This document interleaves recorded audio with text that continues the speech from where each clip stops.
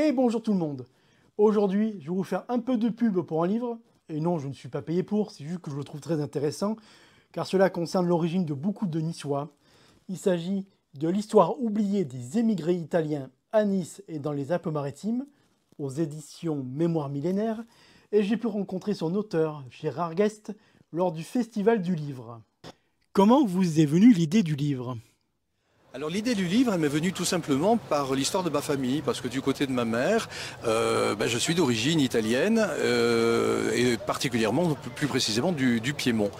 Et en même temps, m'intéressant à ce sujet, je me suis rendu compte qu'aucune synthèse n'existait. C'est-à-dire que beaucoup d'historiens ont travaillé sur le sujet, qu'ils soient italiens d'ailleurs ou français, qui ont travaillé mais sur des parties de périodes données, comme par exemple l'immigration italienne durant la période fasciste, ou bien l'immigration italienne dans l'entre-deux-guerres. Mais aucune synthèse n'avait été faite. Et moi je me suis dit, elle manque, et il faut que la mémoire soit reconsidérée, et que surtout ces descendants d'immigrés italiens puissent se réapproprier l'histoire de leur famille et leur histoire tout court. De sorte que j'ai écrit ce livre qui démarre en gros à la moitié du XVIIIe siècle, c'est-à-dire au moment où les premiers migrants arrivent, mais à l'époque ce sont pas vraiment des migrants au sens où nous entendons aujourd'hui, parce que Nice n'était pas française, ni faisait partie du comté de Savoie, donc c'est du mouvement interrégional à l'époque. Et puis en 1860, quand Nice devient française, là on peut considérer que c'est une immigration au sens où nous en entendons, c'est-à-dire d'un pays à un autre.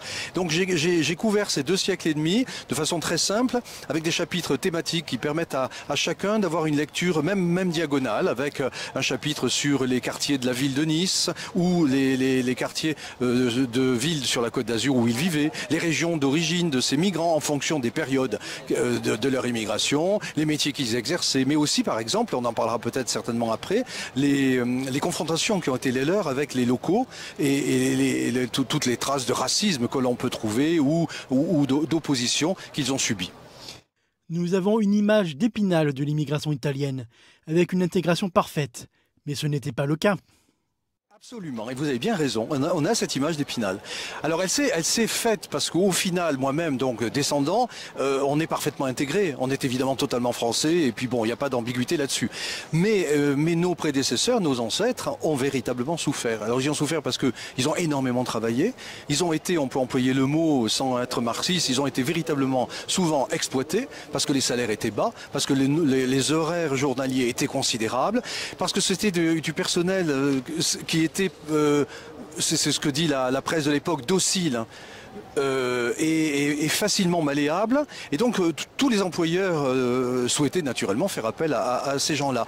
Mais en échange, leurs conditions de vie ont été abominables, notamment dans la vieille ville qui était le premier quartier de vie des Italiens, les conditions de vie abominables, ou sur la plaine du Var, enfin tout ce qu'on a connu, et pas seulement les conditions de vie, c'est-à-dire le rejet qu'ils ont subi, tel que toutes les migrations de toutes les époques, et comme aujourd'hui, l'ont subi. Alors, bien sûr, dans l'image d'Épinal, nous avons quand même conservé les fameuses expressions de macaroni, de pipi, comme on les traitait à l'époque, mais ça allait au-delà des expressions. J'ai par exemple des anecdotes que je mets dans mon bouquin, parce que j'ai fait appel à des quantités de témoignages qui sont très inédits, avec des photos, et puis des comptes rendus qu'on m'a racontés de famille, des témoignages qui sont abominables. La petite fille italienne, qui arrive première au brevet, et à qui on ne donne pas le montant, la petite récompense qu'on donnait qui était en numéraire, en argent, on lui donne pas et on lui dit non, on ne te le donne pas parce que tu es italienne. Bon, et il n'y a pas que ça.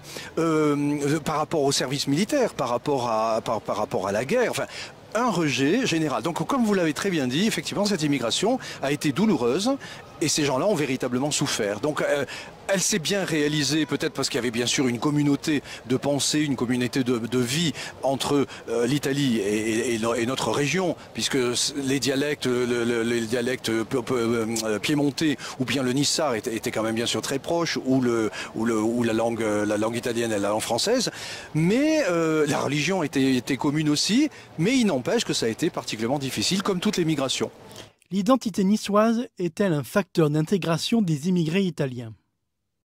L'identité niçoise, c'est le facteur d'intégration, c'est qu'en fait il y avait des communautés de pensée, de mode de vie. Les fêtes étaient les mêmes, les fêtes religieuses étaient les mêmes. Donc bien sûr ça et la langue était la même. On mange un petit peu la même chose, etc. Donc ça a facilité. Ça a facilité, mais ça n'a pas empêché les heurts. Lorsque une période économique est compliquée, comme par exemple dans les années 1880, ou bien sûr dans l'entre-deux-guerres qui a débouché sur la Seconde Guerre mondiale, on assiste à un rejet général des Italiens parce que on considère, et c'est le discours habituel, que ces gens-là prennent le pain des Français et qu'il faut qu'ils retournent chez eux parce qu'en fait, il n'y a plus assez d'emplois.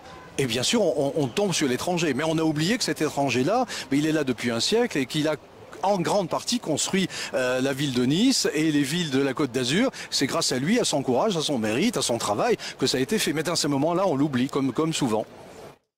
Est-ce que, dans les familles, on parlait de ces discriminations ?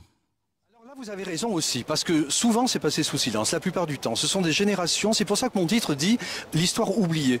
Parce qu'en fait, ces générations ne parlent pas. Et comme souvent, quand il y a une souffrance, on la met de côté et on ne veut pas transmettre la souffrance à ses enfants ou à ses petits-enfants. Donc souvent, on n'en parle pas. C'est pour ça aussi qu'on va dire que cette immigration a été réussie. Parce que la souffrance n'a pas été transmise, mais elle a existé. Et donc on va penser du coup qu'elle est réussie. Mais il faut nuancer. Alors, on n'en parle pas forcément et parfois on en parle et ça va être transmis mais de façon assez ponctuelle et c'est ces témoignages que j'ai eus. J'ai notamment un monsieur qui tenait un certain Baglione et dont je parle dans mon bouquin qui tenait son journal intime. Et c'est rare aussi parce que ces immigrés étaient très souvent illettrés, ne savaient donc bien sûr pas écrire et donc n'ont pu que transmettre verbalement une mémoire, ce qu'ils ont fait rarement.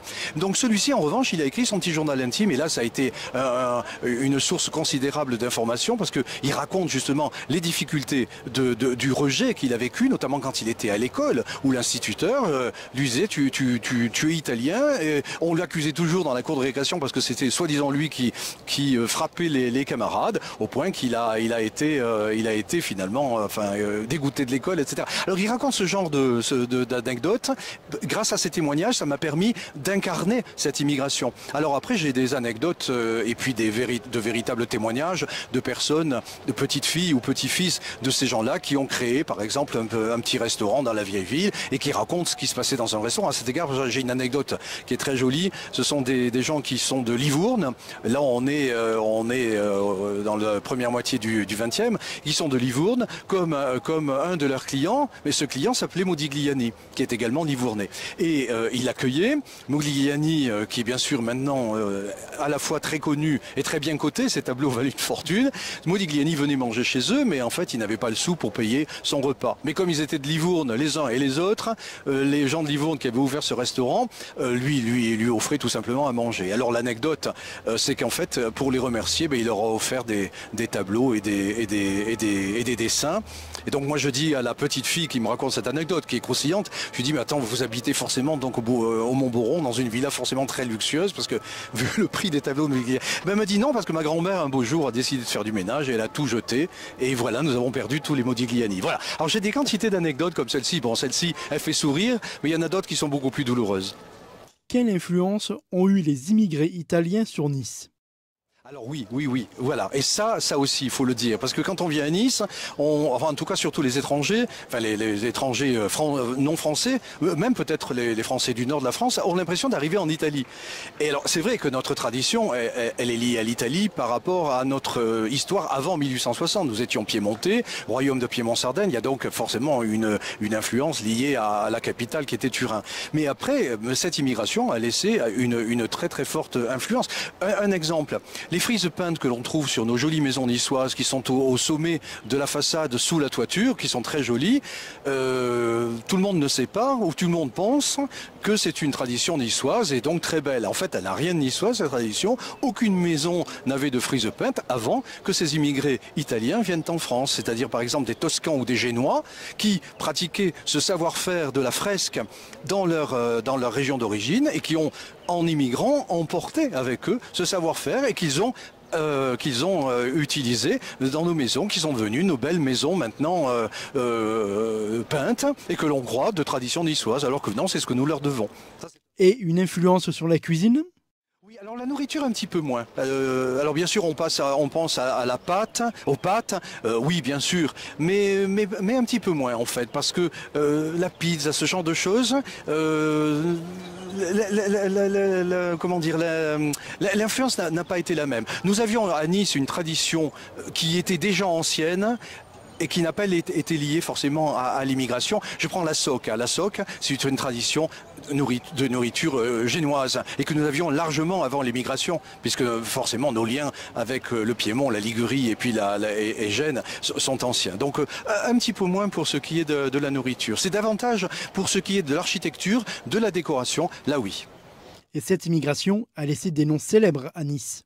Voilà, très juste. Alors ça, j'ai eu la chance de pouvoir récupérer des bons témoignages et des photos, à la fois d'anonymes, dont je parlais tout à l'heure avec l'exemple du restaurant, mais aussi de ces grandes entreprises comme Nicolas Spada.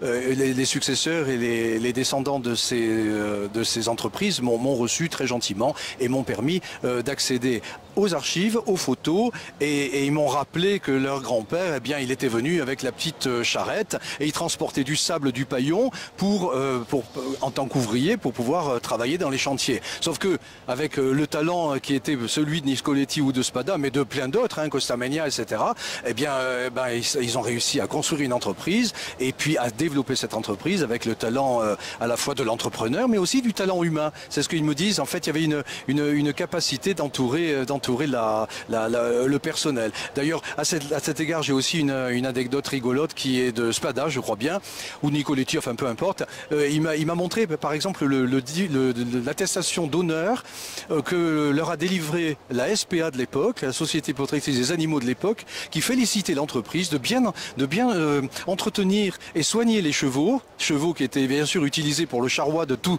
ces matériaux pour les chantiers, et parce que c'était tout à leur honneur. Mais comme me disait Nicoletti ou Spada, il me disait, mais en fait, les chevaux c'est une chose, mais les hommes, les pauvres, on leur donnait 1 litre de vin par mètre linéaire creusé.